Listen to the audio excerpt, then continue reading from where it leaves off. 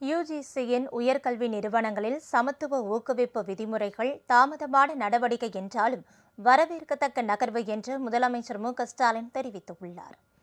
இது தொடர்பாக அவர் வெளியிட்டுள்ள சமூக வலைதள பதிவில், மத்தியில் பிஜேபி ஆட்சிக்கு வந்ததிலிருந்து இந்திய உயர்கல்வி நிறுவனங்களில் மாணவர் தற்கொலைகள், குறிப்பாக பட்டியல் பழங்குடியின மாணவர்களின் தற்கொலைகள் அதிகரித்திருப்பதை சுட்டிக்காட்டியுள்ளார். இதுபோன்ற சூழலில் சமத்துவ பாதுகாப்பு நடவடிக்கைகள் என்பவை தவிர்க்க முடியாத கட்டாயமாகும். புதிய விதிகளில் சாதிய பாகுபாட்டை ஒழிப்பதும் இதர பிற்படுத்தப்பட்ட வகுப்பினருக்கும் பாதுகாப்பு வழங்கப்பட்டிருப்பதும் ஆதரிக்கக்கூடியது என அவர் தெரிவித்துள்ளார்.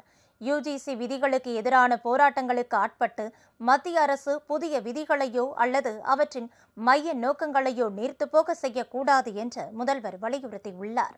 மாணவர்களின் தற்கொலைகளை தடுப்பது, பாகுபாடுகளை முடிவுக்கு கொண்டு வருவது, பிற்படுத்தப்பட்ட சமூகங்களைச் சேர்ந்த மாணவர்களின் இடைநிற்றலை குறைப்பது ஆகியவற்றில் மத்திய பிஜேபி அரசு உண்மையாகவே தீவிரமாக இருந்தால் இந்த விதிகளை மேலும் வலுப்படுத்துவது மட்டுமில்லாமல் அதிலுள்ள அமைப்பு ரீதியான குறைகளை களையும் வகையில் திருத்தியமைக்க வேண்டும், முறையாக நடவடிக்கைகளை எடுக்கும் வகையில் செயல்படுத்திட வேண்டும் என்றும் முதல்வர் ஸ்டாலின் கேட்டுக் கொண்டுள்ளார்.